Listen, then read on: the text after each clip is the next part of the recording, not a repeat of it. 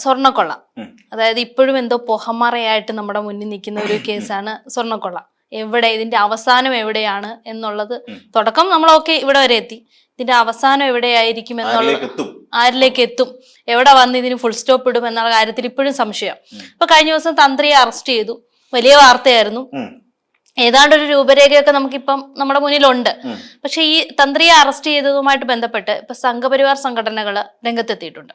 അപ്പം ഇത്രയും കാലം ഈ ഒരു വിഷയത്തിൽ വലുതായിട്ട് ശബ്ദമുയർത്താതിരുന്ന ആൾക്കാര് തന്ത്രിയുടെ അറസ്റ്റിന് ശേഷം രംഗത്ത് വന്നപ്പം സ്വാഭാവികമായിട്ടും ഒരു സംശയം നമുക്കും തോന്നാവല്ലോ, സംഘപരിവാറിന് ഇതുമായിട്ട് എന്തെങ്കിലും ബന്ധമുണ്ടോ എന്നൊരു സംശയം നമുക്ക് തോന്നാം. ഉണ്ടാവുമോ അങ്ങനെ? സംഘപരിവാറിന് പ്രത്യക്ഷത്തിൽ നമ്മൾ ഈ പറയുന്ന പോലെ ഒരു ബന്ധമൊന്നും ഉണ്ടാകാനുള്ള സാധ്യതയില്ല. കാര്യം അതൊക്കെ ഇനി അന്വേഷണത്തിൽ തെളിയണ്ട. കാര്യം സംഘപരിവാറിന് അവിടെ യാതൊരു ഇൻഫ്ലുവൻസും ഈ പറയുന്നിടത്തില്ല. അയാളൊരു സംഖ്യയാണ് എന്ന്, തന്ത്രി ഒരു സംഖ്യയാണ് എന്നതിനപ്പുറത്തേക്ക് അയാൾക്ക് ഈ പറയുന്ന, ഞാൻ കഴിഞ്ഞ ദിവസം പറഞ്ഞില്ലേ, ഒരു മാധ്യമപ്രവർത്തകരുണ്ടായ അനുഭവം അദ്ദേഹം ഫേസ്ബുക്കിൽ കുറിച്ചതിനെ കുറിച്ച്, മറ്റവന്റെ ആള് എന്നൊക്കെ പറയുന്ന ഒരു സമീപനമുള്ള ഉന്നത കുല ജാതൻ എന്ന് വിളിക്കാൻ പറ്റുന്ന ഒരാളാണ്. ഇതില് രസം, നമുക്ക് അങ്ങനെ സംശയം തോന്നാനുള്ള പ്രധാനപ്പെട്ട കാരണം രാജീവ് ചന്ദ്രശേഖറിന്റെ ചില പ്രതികരണങ്ങള്, മുൻ സംസ്ഥാന അധ്യക്ഷൻ കെ സുരേന്ദ്രന്റെ ബലിയാടാക്കുകയാണെന്നൊക്കെ പറഞ്ഞു. പിന്നെ സന്ദീപ് വചസ്പതി പോയി കണ്ടിരുന്നു. സന്ദീപ് വചസ്പതി എന്ന് പറഞ്ഞാൽ CPM-ന്റെ ഈ പറയുന്ന BJP-യുടെ ജില്ലാ അധ്യക്ഷനാണ്. അദ്ദേഹം അവിടെ പോയി, സന്ദീപ് വചസ്പതി പോയി അവരുടെ വീട്ടിൽ സന്ദർശനം നടത്തുകയും ചെയ്തു. ഒരു SIT കൊള്ളയുമായി ബന്ധപ്പെട്ട് ശബരിമലയിലെ അയ്യപ്പന്റെ സ്വർണം അടിച്ചു മാറ്റിയ കേസുമായി ബന്ധപ്പെട്ട് SIT-യുടെ പിടിയിലായിരിക്കുന്ന, അറസ്റ്റിലായിരിക്കുന്ന, ഇപ്പോൾ ICU-യിൽ കഴിയുന്ന തന്ത്രിയുടെ വീട്ടിൽ പോയി അവരുടെ കുടുംബാംഗങ്ങളെ കണ്ട് ആശ്വസിപ്പിക്കുന്ന ഒരു രാഷ്ട്രീയ നേതാവ് എന്ന് തന്നെ വിളിക്കണം, സന്ദീപ് വചസ്പതി.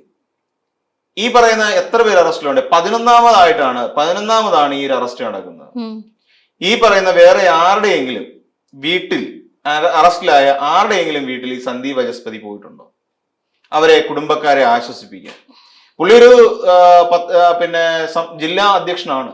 ആ ജില്ലാ അധ്യക്ഷൻ ആ ജില്ലയിലുള്ള അറസ്റ്റിലായിരുന്നാലും ആ വീട്ടിൽ പോയി ആശ്വസിപ്പിക്കുന്നതാണ് ശീലമെങ്കിൽ എന്തുകൊണ്ടാണ് പത്മകുമാറിന്റെ വീട്ടിൽ പോവാഞ്ഞത്? N വാസുവിന്റെ വീട്ടിൽ പോവാഞ്ഞ എന്താണ്? മുരാരി ബാബുവിന്റെ വീട്ടിൽ പോവാഞ്ഞ എന്താണ്? ജയശ്രീയുടെ വീട്ടിൽ പോവാഞ്ഞ എന്താണ്? അവരാരുടെയും വീട്ടിൽ പോയില്ലല്ലോ. എന്തിന് തന്ത്രിയുടെ വീട്ടിൽ മാത്രം പോയി? ബാക്കി ആരൊക്കെ അറസ്റ്റിലായി അവരുടെയൊക്കെ വീട്ടിൽ പോകണമായിരുന്നു. ഒരു ജനകീയനായ ഒരു നേതാവാണ് താൻ എന്ന് മറ്റുള്ളവരെ തോന്നിപ്പിക്കാൻ, ബോധ്യപ്പെടുത്താൻ വേണ്ടിയിട്ട് ചെയ്യാമായിരുന്നു. പക്ഷെ എന്നാൽ ഇതിന്റെ ലക്ഷ്യം അതല്ല. ഇവിടെ തന്ത്രി എന്ന് പറയുന്ന ഐക്കണിലൂടെ ശബരിമലയിലേക്ക് 18-ൽ നടന്നതിന് സമാനമായ ഒരു കലാപകലുഷിതമായ ഒരു അന്തരീക്ഷം സൃഷ്ടിച്ചെടുക്കാൻ സ്കോപ്പ് കൂട്ടുകയാണ് അക്ഷരാർത്ഥത്തിൽ ഇവിടെ സംഘപരിവാറുകാർ ചെയ്യുന്നതെന്നാണ് എനിക്ക് തോന്നുന്നത്, വ്യക്തിപരമായി തോന്നുന്നത്. കാര്യം ആചാരലംഘനം നടത്തുന്നത് മാത്രമാണ് തന്ത്രിയുടെ തടയുക എന്നുള്ളതാണ് തന്ത്രിയുടെ ആചാരപരമായ കാര്യങ്ങൾ പരിശോധിക്കുകയും അതിനു വേണ്ട നിർദ്ദേശങ്ങൾ നൽകുകയും അതിനകത്തൊരു നിയന്ത്രണം ഏർപ്പെടുത്തുകയും ചെയ്യുക എന്നുള്ളതാണ് ഒരു തന്ത്രിയുടെ കർത്തവ്യം ശരിക്കും പറഞ്ഞ ഇതില്. എന്നാൽ ഇവിടെ തന്ത്രി, പലരും പറയുന്നത് കേട്ടിട്ടുണ്ട്, തന്ത്രിയെ സംബന്ധിച്ചിടത്തോളം തന്ത്രി എങ്ങനെ കുറ്റക്കാരനാവും? പലരും അങ്ങനെ ഒരു ചോദ്യം, അതായത് തന്ത്രി വിചാരിച്ചാൽ മാത്രം ഇങ്ങനെ ഇത്രയും സ്വർണം അവിടുന്ന് കടത്താൻ സാധിക്കുമോ എന്നൊരു ചോദ്യം പലരും ചോദിക്കുന്നുണ്ട്. തന്ത്രി മാത്രം വിചാരിച്ചാൽ മതി, വേറെ ആരും അറിയണ്ട. കാരണം എന്താണ്? അവിടുത്തെ പിതൃതുല്യനാണ്, അത് അയ്യപ്പന്റെ പിതൃതുല്യനാണ് തന്ത്രി. അവിടെയുള്ള തന്ത്രി പിതൃതുല്യനാണ്. അതിനുശേഷം മേൽശാന്തി വരും, പിന്നെ ഈ പറയുന്ന പോലെ ഉണ്ണികൃഷ്ണൻ പോറ്റി, ഇവരെല്ലാം അയ്യപ്പനുമായി വളരെ അടുത്ത ബന്ധമുള്ളവരാണ്. പോറ്റിയെ മാറ്റി നിർത്തും, പോറ്റി വിവരം കെട്ടവനാണ്, അയാളെ അങ്ങ് പിടിച്ച് മാറ്റി നിർത്താം. ബാക്കി ഈ പറയുന്ന മേൽശാന്തിക്കാണെങ്കിലും ഈ പറയുന്ന തന്ത്രിക്കാണെങ്കിലും അയ്യപ്പനുമായി അത്രമേൽ ബന്ധമുണ്ട്. അവിടെ നിന്നൊരു സാധനം കൊണ്ടുപോകണമെങ്കിൽ അയ്യപ്പന്റെ അനുമതി വേണം. എന്തെങ്കിലും ഒരു ആചാരം, ഇപ്പൊ ശബരിമലയില് ഇവർക്ക് പോലീസുകാർക്ക് ഇരിക്കാൻ ഇരിപ്പിടം വേണം എന്ന് പറയുന്ന ഒരു ആവശ്യം ഉന്നയിച്ചപ്പോൾ ഈ തന്ത്രി അയ്യപ്പനോട് ചോദിച്ചിട്ട് പറ്റില്ല എന്ന് പറഞ്ഞ ഒരുത്തനാണ്. അനുജ്ഞ എന്നാണ് പറയുന്നത്. അപ്പൊ അയ്യപ്പനോട് സംസാരിച്ചിട്ട് അയ്യപ്പനോട് ഇരുന്നിട്ട് അതിനെ രേഖാമൂലമാക്കി ഇവിടെ കൊടുക്കണം, ബോർഡിൽ കൊടുക്കണം. അപ്പം അയ്യപ്പനുമായി നേരിട്ടുള്ള കമ്മ്യൂണിക്കേഷൻ നടത്തുന്ന ഒരാളാണ് തന്ത്രി. അപ്പൊ അവിടെ ശബരിമല പോലീസുകാർക്ക് ഇരിക്കാൻ സ്പേസ് കൊടുക്കാൻ പാടില്ലെന്ന് അയ്യപ്പൻ പറഞ്ഞു. അയ്യപ്പൻ അത്ര ഇതല്ലേ, ജനങ്ങളോട് അത്രത്തോളം താല്പര്യമില്ലാത്ത, പ്രജകളോട് ഇഷ്ടമില്ലാത്ത ഒരാളാണോ അയ്യപ്പൻ? ആ പോലീസുകാർ അവിടെ കിടന്ന് കഷ്ടപ്പെടുകയാണ്. ആ കഷ്ടപ്പെടുന്ന എന്റെ കുട്ടികൾക്ക് അല്ലെങ്കിൽ എന്റെ പ്രജകൾക്ക് അവിടെ ഇരിക്കാൻ സ്പേസ് കൊടുക്കാൻ പാടില്ല എന്ന് അയ്യപ്പൻ പറഞ്ഞു. മനസ്സിലായില്ലേ? അപ്പൊ അയ്യപ്പൻ അവിടെ താല്പര്യമുള്ള കാര്യങ്ങളിൽ അയ്യപ്പൻ ഓക്കെ പറയും. ഇത് രേഖാമൂലമാക്കി ബോർഡിന് നൽകുക എന്നുള്ളതാണ് ശരിക്കും അയാൾ, അതായത് തന്ത്രി. അയ്യപ്പനുമായി ഡയറക്റ്റ് കമ്മ്യൂണിക്കേഷൻ ആണ് ഈ തന്ത്രി. അപ്പൊ ചേട്ടൻ പറയുന്നതെന്ന് വെച്ച് കഴിഞ്ഞാല് നമുക്കിപ്പോ ഈ പറയുന്ന തന്ത്രി വിചാരിച്ചു കഴിഞ്ഞാൽ ഇതല്ല ഇതിനപ്പുറം ചെയ്യാൻ പറ്റും.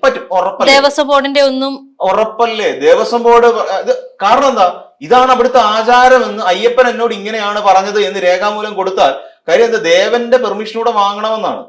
ആചാര ലംഘനത്തിന് ഈ BNS ഒന്നും വകുപ്പൊന്നുമില്ല ശിക്ഷിക്കാൻ. ആചാര ലംഘനത്തിന് വകുപ്പൊന്നുമില്ല. ഒരാൾ ആചാരങ്ങളിൽ നടത്തിയതുകൊണ്ട് അയാളെ പിടിച്ച് ശിക്ഷിക്കാൻ ഇവിടെ ഇന്ത്യൻ ശിക്ഷാ നിയമത്തിൽ വകുപ്പില്ല. അപ്പൊ അതുകൊണ്ട് തന്നെ ആചാരവുമായി ബന്ധപ്പെട്ട് ശബരിമല അയ്യപ്പൻ അതെനിക്ക് ഇഷ്ടപ്പെട്ടില്ല എന്നുള്ള കാര്യം ഇവിടെ ബോധിപ്പിക്കണം. എനിക്കത് മാറ്റിയെടുക്കണം. അല്ലെങ്കിൽ അനുജ്ഞപ്രകാരം അങ്ങോട്ട് ചോദിക്കുകയാണ്, അതായത് അതിൽ ധർമ്മശാസ്താവേ അങ്ങയുടെ കട്ടളപ്പാളിയെല്ലാം ചതലരിച്ചു പോകുന്നു, അല്ലെ കട്ടളപ്പാളിയിൽ ഇങ്ങനെ തിളക്കക്കുറവുണ്ട്, അത് ഞങ്ങൾ പുറത്ത് ഇന്ന ആളുടെ കൈവശം കൊടുത്തു വിട്ട് ചെയ്യിച്ചോട്ടെ എന്ന് ചോദിക്കും. എന്നുവെച്ചാൽ ഞാൻ എന്റേതായ ഒരു ഭാഷയിലാണ് പറയുന്നത്. അപ്പൊ അയ്യപ്പൻ yes or no പറയും. അപ്പൊ അതിനെ രേഖാമൂലമാക്കി വെക്കുന്നു. അപ്പം അയ്യപ്പന്റെ അനുമതി കിട്ടിക്കഴിഞ്ഞു, ദേവന്റെ അനുവാദം ഉണ്ട്. ഈ ദേവന്റെ അനുവാദത്തോടു കൂടി തന്ത്രി എടുത്ത് കൊടുക്കുന്നു. തന്ത്രിയാണ് ഇതിന്റെ കസ്റ്റോഡിയൻ. വാജിവാഹനം ഇവിടെ പിന്നെ ഇത് കൊടിമരത്തിരുന്ന വാജിവാഹനം, ആ വാജിവാഹനം കൊണ്ടുപോയില്ലേ, ആ വാജിവാഹനം കൊണ്ടുപോയി തന്ത്രിയുടെ കൈവശം വെച്ച് പിന്നെ ആന്ധ്രയിൽ ഒരു വ്യാപാരിക്ക് കൊടുത്തു. അങ്ങനെ കൊടുക്കാനുള്ള അവകാശം തന്ത്രിക്കുണ്ടോ? എന്നിട്ട് തന്ത്രി പറഞ്ഞെന്താ, അത് ആചാരമാണ്. എന്താചാരമാണ്? ഈ പറയുന്ന വാജിവാഹനം കൈവശം വെക്കാനുള്ള അധികാരം തനിക്കാണ്, തന്റെ കസ്റ്റോഡിയൻ താനാണ് എന്ന് പറഞ്ഞു. മനസ്സിലായില്ലേ? അപ്പൊ ഇങ്ങനെയുള്ള കാര്യങ്ങളിലൊക്കെ അപ്പൊ തന്ത്രിക്കല്ലേ പ്രാമുഖ്യം? ദേവസ്വം ബോർഡ് മന്ത്രിയല്ല, ദേവസ്വം ബോർഡ് ഉദ്യോഗസ്ഥന്മാരല്ല, ദേവസ്വം ബോർഡ് പ്രസിഡന്റുമല്ല ഇക്കാര്യത്തിൽ കാര്യങ്ങൾ തീരുമാനിക്കുന്നത്. തന്ത്രിയാണ് അവസാന വാക്ക്. അപ്പൊ തന്ത്രി കുറ്റക്കാരൻ തന്നെയാണ് അല്ലെ? നമ്മൾ മനസ്സിലാക്കേണ്ട കാര്യം അതാണ്. ദേവസ്വം ബോർഡ് മന്ത്രിയെ പോലും തിരുത്താം. ശബരിമലയിലെ ആചാരം ഇങ്ങനല്ല, അയ്യപ്പൻ അങ്ങനല്ല പറഞ്ഞത് എന്ന് പറഞ്ഞുകൊണ്ട് മന്ത്രിയെ വരെ തിരുത്താം, അല്ലെങ്കിൽ ദേവസ്വം ബോർഡ് പ്രസിഡന്റിനെ തിരുത്താം. അപ്പൊ അത്രയ്ക്ക് യോഗ്യതയുള്ള ഒരാളായതുകൊണ്ടാണ് തന്ത്രിയാണ് ഇതിന്റെ പരിപൂർണ ഉത്തരവാദി എന്ന് പറയുന്നത്. ഇനി മറ്റൊരു കാര്യം കൂടി പറയാം. മേൽശാന്തി ഒരുപോലെ കുറ്റക്കാരാണ്. ഇനി മേൽശാന്തിയുടെ പങ്ക് എന്താണെന്നുള്ളത് അറിയണം. ഇവരൊക്കെ മേടിക്കുന്ന ലക്ഷങ്ങളാണ് അവിടുന്ന് പിന്നെ ഈ ശബരിമലയിൽ നിന്ന് അടിച്ചോണ്ട് പോകുന്നത്. അടിച്ചോണ്ട് പല കാരണങ്ങൾ. ഇപ്പൊ പടിപൂജ, ഈ പടിപൂജയുമായി ബന്ധപ്പെട്ടുകൊണ്ട് അവിടെ പടിപൂജ നടത്തുമ്പോൾ ഒരു നമ്മുടെ തുക അടച്ചിട്ട് പടിപൂജ ബുക്ക് ചെയ്യുന്നത്. ഇൻ കേസ് ഈ പടിപൂജ ബുക്ക് ചെയ്ത ദിവസം നമുക്ക് പറ്റുന്നില്ല, അതായത് വേറെ എന്തെങ്കിലും തരത്തിലുള്ള ഒരു പിന്നെ പ്രോബ്ലംസ്, ഈ പറയുന്ന പോലെ മരണം, അങ്ങനെ പുല, അതുപോലുള്ള കാര്യങ്ങളൊക്കെ ഉണ്ടാവണമെങ്കിൽ നമുക്ക് പടിപൂജ മാറ്റിവെക്കേണ്ടി വരും. ആ മാറ്റിവെക്കുന്ന സമയത്ത് അപ്പോ ആ സ്ലോട്ട് ഒഴിവ് വരും. ഈ സ്ലോട്ട് തന്ത്രിയെ കണ്ടാൽ ലക്ഷക്കണക്കിന് രൂപ കൊടുത്താൽ ആ പടിപൂജ കിട്ടും. ആ സ്ലോട്ട് നമുക്ക് കിട്ടും. അപ്പൊ അവിടെ ഈ പൈസ കൊടുക്കുന്നത് ദേവസ്വം ബോർഡിനല്ല, തന്ത്രിയുടെ കയ്യിലാണ് കൊടുക്കുന്നത്. തന്ത്രിയുടെ കയ്യിൽ ആ പൈസ കൊടുക്കണം. ഇതിനുമ്പോ കഴിഞ്ഞ ദിവസം ജനൻ ടിവിയിൽ ഒരു ചർച്ച ഉണ്ടായിരുന്നു. ആ ചർച്ചയിൽ അവിടുത്തെ ഒരു ഉദ്യോഗസ്ഥൻ, അവിടുത്തെ ഒരു വിജിലൻസിൽ ഇരുന്ന ഒരു IPS ഉദ്യോഗസ്ഥനുണ്ട്, അദ്ദേഹത്തിന്റെ പേര് ഞാനിപ്പം കൃത്യമായി പറയാൻ വിട്ടുപോയി. അപ്പൊ അദ്ദേഹം കഴിഞ്ഞ ചർച്ചയിൽ ഇരുന്നിട്ട് പറയുന്നുണ്ടായിരുന്നു, അവിടെ ഒരു വലിയ ആൾക്കാര് ഈ കെട്ടുകൾ ഇങ്ങനെ കൊണ്ടുവെക്കും, നോട്ട് ഇങ്ങനെ കൊണ്ടുവെക്കും. അപ്പൊ തന്ത്രി 1 രൂപയുടെ നാണയം എടുത്ത് അവരുടെ തിരുനെറ്റിക്ക് ഒട്ടിച്ചു കൊടുക്കും. ആ ഒട്ടിച്ചു കൊടുക്കും, 1 രൂപ നാണയം ഒട്ടിച്ചു കൊടുക്കുമ്പോൾ കിട്ടുന്നത് ലക്ഷങ്ങളാണ്. കെട്ടുകണക്കിന് നോട്ടാ അവിടെ കിട്ടുന്നത്. ഇങ്ങനെ പണം ഉണ്ടാക്കിക്കൊണ്ടിരിക്കുന്നവരാണ് ഈ തന്ത്രി മേൽശാന്തി. ഇത് മലയാളികളെ പറ്റിക്കാൻ പറ്റത്തില്ല. മലയാളികള് ഒന്നാമത്തെ കണക്കില്ല. അത് ദേവസ്വം ബോർഡ് ഒരു രസീതും ഇല്ലാത്ത പരിപാടിയായത്. ഒരു രസീതും ഇല്ല. ഇത് പിന്നെ ലക്ഷക്കണക്കിന് രൂപ അവർ കൊടുക്കും. നമ്മൾ മലയാളികൾ കൊടുക്കാത്തത്. മലയാളികൾ എങ്ങനെയെങ്കിലും മാലയിടും, 41 വ്രതം പൂർത്തിയാക്കും, തിരിച്ചു വരുമ്പോൾ വെള്ളം അടിക്കാനുള്ള പൈസയും കൈവച്ചുകൊണ്ടായിരിക്കും നമ്മൾ പോകുന്നത്. അത് വേറൊരു കാര്യം. അപ്പം നമ്മൾ തിരിച്ചു വ്രതം വിടാനുള്ള കാര്യങ്ങൾ ഉൾപ്പെടെയാണ് പോകുന്നത്. അപ്പം ശബരിമലയെ സംബന്ധിച്ചിടത്തോളം പുറത്തുനിന്ന് വരുന്ന അയ്യപ്പ ഭക്തന്മാർക്ക് തന്ത്രിയുടെ കയ്യിൽ നിന്നും ഒരു 1 രൂപ നാണയം നെറ്റിക്ക് പതിപ്പിച്ച് കിട്ടുക എന്ന് പറഞ്ഞാൽ വലിയ സന്തോഷമുള്ള പുണ്യകാര്യമാണ്. അവരുടെ ജീവിതം സാർത്ഥകമായി എന്നൊക്കെ പറയാം. ആ സമയത്ത് ഇങ്ങനെ കെട്ടുകണക്കിന് 1000-നും 2000-നും നോട്ട് കെട്ടുകളാക്കി അയാളുടെ മുന്നിലേക്ക് വെച്ചു, ദക്ഷിണ എന്നുള്ള നിലയിൽ. ഇതെവിടെയാ കണക്ക്? ആരുടെ കയ്യിലാണ് കണക്കുള്ളത്? ഇതെല്ലാം കിട്ടുന്നത് തന്ത്രിയുടെ കയ്യിൽ വരും. അവിടെ ഇരിക്കുന്ന ഈ പറയുന്ന മേൽശാന്തി, തന്ത്രി അടക്കമുള്ള ഒരു നെക്സസ് എന്ന് പറയുന്നത്. അതായത് ഇപ്പൊ നമ്മൾ അമ്പലത്തിലൊക്കെ പോകുമ്പോൾ നമ്മൾ ഈ ദക്ഷിണ കൊടുക്കുന്ന പോലെ, അത് നമ്മള് ചന്ദനം തരുന്ന സമയത്ത് നമ്മുടെ ഇരിക്കുന്ന 10 രൂപ എടുത്ത് അവിടെ താലത്തി വെച്ച് കൊടുക്കും എന്ന് പറയുന്ന പോലെ അവർ ദക്ഷിണ കൊടുത്തോണ്ടിരിക്കുക. ലക്ഷങ്ങളാണ് കൊടുക്കുന്നത്. അതിന് കണക്ക് എവിടെയാണ്? അവിടെ റൂം ബുക്ക് ചെയ്യുന്നതിന്. ഇപ്പൊ നമ്മളവിടെ പിന്നെ അവിടെ തന്ത്രിയുടെ അടുപ്പമുള്ളവർക്ക് റൂം കിട്ടുകയുള്ളൂ. അത് പക്ഷേ വെറുതെ 10,000 രൂപയുടെ റൂമൊന്നുമല്ല. ആ റൂമിന് തന്നെ കൊടുക്കണം ലക്ഷങ്ങള്. മനസ്സിലായില്ലേ? ഇങ്ങനെ ഇതെല്ലാം തന്ത്രി നേരിട്ടാണ് ഇടപാട്. അപ്പൊ ഈ പൈസയൊക്കെ എങ്ങനെ വന്നു? ഇതാ പറയുന്നത്. അപ്പൊ തന്ത്രി അവിടെ നിന്നുകൊണ്ട് ശരിക്കും കാശുണ്ടാക്കി. ആ ക്ഷേത്രങ്ങളിൽ ഇരിക്കുന്ന മേൽശാന്തിമാർക്ക് അവിടുന്ന് ശമ്പളം അല്ലാതെ ധാരാളമായി പണം കിട്ടും. അവരെല്ലാം കോടീശ്വരന്മാരാണെന്നേ. ശബരിമലയിലേക്ക് നറുക്കെടുപ്പിലൂടെ കിട്ടുന്നവരെല്ലാം കോടീശ്വരന്മാരാണ്. ഇതാണ് ജസ്റ്റിസ് പരിപൂർണം തന്നെ ചോദിച്ചതാണ്. അവിടുത്തെ തന്ത്രിമാരോട് ചോദിച്ചത്, നിങ്ങൾക്ക് പിന്നെ ഗണപതി ഹോമം ചെയ്യാൻ അറിയാമോ എന്ന് ചോദിച്ചാൽ, ഗണപതി ഹോമത്തിന്റെ സൂക്തങ്ങള് മന്ത്രങ്ങൾ നിങ്ങൾക്ക് അറിയാമോ എന്ന് ചോദിച്ചു. അറിയില്ല. നിങ്ങൾക്ക് സംസ്കൃതം അറിയോ? അറിയില്ല. ജസ്റ്റിസ് പരിപൂർണം ചോദിച്ചാൽ ഇങ്ങനെ അറിയില്ല എന്ന് മാത്രം പറഞ്ഞുകൊണ്ടിരുന്ന തന്ത്രികളാണ് ശബരിമലയിൽ ഉണ്ടായിരുന്നത്. മനസ്സിലായില്ലേ? ഇങ്ങനെ ഈ രീതിയിലാണ് ശരിക്കും തന്ത്രിമാരും മേൽശാന്തിമാരും ശബരിമലയിൽ കിടന്ന് പൂണ്ട് വിളയാടുന്നതെന്ന് തന്നെ പറയാൻ പറ്റും. അപ്പം ഈ തന്ത്രി അറിയാതെ ഇത് പോയി എന്ന് പറഞ്ഞാൽ ആർക്കെങ്കിലും വിശ്വസിക്കാൻ പറ്റുമോ? അവിടുത്തെ ഉദ്യോഗസ്ഥരും മന്ത്രിയും അറിയാതെ അല്ലെങ്കിൽ പിന്നെ അവര് നിർദ്ദേശിച്ചിട്ടല്ല ഇത് പോയി എന്ന് പറഞ്ഞാൽ അപ്പൊ എന്തിനാണ് എപ്പോഴും വീണ്ടും നമ്മുടെ മുന്നിൽ കിടക്കുന്ന ആ ആദ്യത്തെ ചോദ്യം തന്നെയാണ്, എന്തിനാണ് ഉണ്ണികൃഷ്ണൻ പോറ്റി എന്ന് പറയുന്ന ഒരാളെ തന്ത്രി ശബരിമലയിൽ കൊണ്ടുവരുന്നത്? ഇവർ തമ്മിലുള്ള ബന്ധം എന്താണ്? ഇവർ തമ്മിൽ നടത്തിയിട്ടുള്ള സാമ്പത്തിക ഇടപാടുകൾ എന്തൊക്കെയാണ്? അന്വേഷിക്കപ്പെടണമെന്നേ. അതൊക്കെയാണ് ഇനി അറിയാനുള്ളത്. ഇതൊക്കെ അന്വേഷിക്കപ്പെടണം. ഇനി ഉണ്ണികൃഷ്ണൻ പോറ്റി എന്ന് പറയുന്നവൻ ഈ പറയുന്ന നാടുനീളം നടന്നുകൊണ്ട് നടത്തിയിട്ടുള്ള എല്ലാ ഉപജാപക പ്രവർത്തനങ്ങളിലും തന്ത്രി കുടുംബത്തിൽ നിന്ന് പോയിട്ടാണ് പല പിന്നെ സിനിമാ താരങ്ങളുടെയും വീട്ടിൽ പോയതുകൊണ്ട് ഈ കട്ടളപ്പാളി കൊണ്ടുവച്ച് പൂജിച്ചത്. അതിന് ലക്ഷങ്ങൾ മേടിച്ചിട്ടുണ്ട്. ആ രീതിയിൽ ഏതൊക്കെ പ്രഗത്ഭന്മാരായ സെലിബ്രിറ്റികളുടെ വീടുകളിലേക്ക് ഈ ഇത് കൊണ്ടുപോയി എന്നുള്ളതും അവിടെ നിന്ന് എത്ര രൂപ ഇവർ വാങ്ങിയിട്ടുണ്ടെന്നുള്ള കാര്യങ്ങൾ അറിയേണ്ടതില്ലേ? ഇതിൽ നിന്ന് എത്ര രൂപ ഈ പറയുന്ന തന്ത്രി പങ്കുപറ്റിയിട്ടുണ്ടെന്ന് അറിയണ്ടേ? അപ്പൊ ഇതിന്റെ പിന്നിൽ നടന്നിട്ടുള്ള എല്ലാ സാമ്പത്തിക ക്രയവിക്രയങ്ങളെ കുറിച്ചും അന്വേഷണം നടക്കേണ്ടതല്ലേ? അന്വേഷണം നടക്കേണ്ടതാണ്. ഉണ്ണികൃഷ്ണൻ പോറ്റി പിന്നെ അവിടുന്ന് അടൂർ പ്രകാശിലേക്ക് വരും.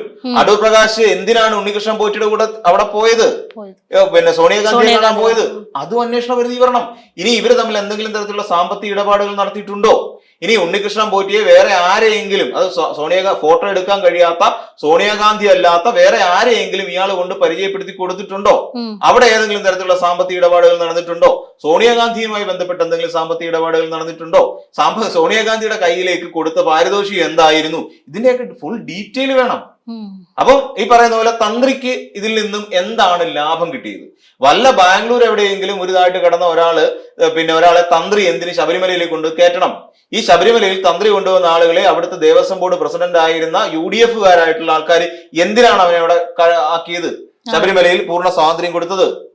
ഇതൊക്കെ ചോദ്യങ്ങളായി നമ്മുടെ മുന്നിലുണ്ട്. ഈ പറയുന്ന റോത്തൻ ജുവലറിയുടെ ഉടമ ഗോവർദ്ധൻ ബെല്ലാരിയിലെ ആ ഗോവർദ്ധന്റെ ജ്വല്ലറി ഉദ്ഘാടനത്തിന് തന്ത്രി പോകാൻ തന്ത്രിക്ക് എന്താണ് കാര്യം? ശബരിമലയിലെ തന്ത്രി എന്തിനാ അവിടെ പോയി റോത്തൻ ജുവലറി ഉദ്ഘാടനം ചെയ്യുന്നത്? എന്തൊക്കെ കാര്യങ്ങൾ അറിയാൻ കിടക്കുന്നു. ഇത് എന്തിനായാലും അവിടെ പോകണം. അപ്പൊ ഗോവർദ്ധനുമായിട്ട് നേരിട്ട് ബന്ധമില്ല. അതുകൊണ്ട് തന്നെയാണ് കോടതി പറഞ്ഞിരിക്കുന്നത് ഈ 3 പേരും തമ്മിൽ ഒരു വലിയ കുറ്റകരമായ ഗൂഢാലോചന നടത്തിയിട്ടുണ്ട് ശബരിമലയിലെ സ്വർണം കൊണ്ടുപോകുന്നതിൽ. അപ്പം ഇങ്ങനെ തുടങ്ങി നിരവധി ചോദ്യങ്ങൾ നമ്മുടെ മുന്നിലുണ്ട്. സാമ്പത്തിക ഇടപാടുകൾ സംബന്ധിച്ചുള്ള കൃത്യമായ അന്വേഷണം നടക്കണം. അതിൽ തന്ത്രി കുടുങ്ങുമെങ്കിൽ തന്ത്രി കുടുങ്ങിയേ പറ്റൂ. പക്ഷെ ഇപ്പോ സംഘപരിവാറുകാർ ചെയ്തുകൊണ്ടിരിക്കുന്ന ഒരു പരിപാടി, സംഘപരിവാറുകാര് ഉന്നതകുല ജാതനായി പോയത് കൊണ്ട് അയാളെ പ്രൊട്ടക്ട് ചെയ്ത് പിടിക്കാനുള്ള ശ്രമം നടത്തുന്നത്.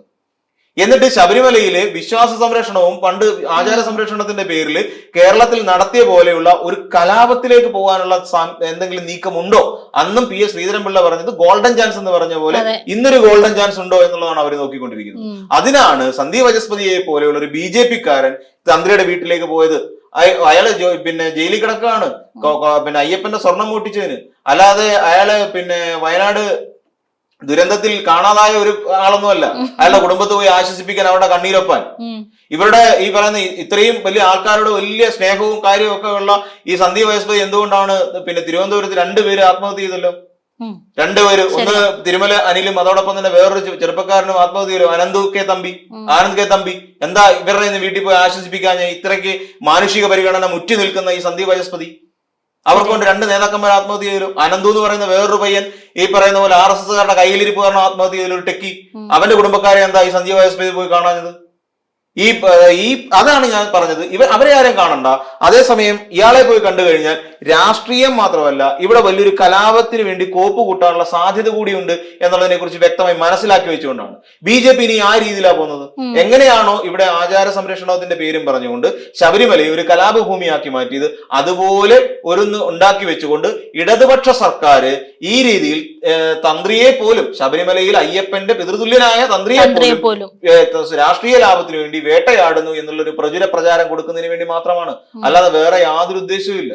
അതുകൊണ്ടാണ് സംഘികളായിട്ടുള്ളവരും അതോടൊപ്പം കൊങ്ങികളായിട്ടുള്ളവരും പറഞ്ഞു വരുത്തുന്നത് ഈ തന്ത്രി മാത്രം വിചാരിച്ചാൽ അവിടെ എല്ലാം നടക്കുമോ എന്ന്.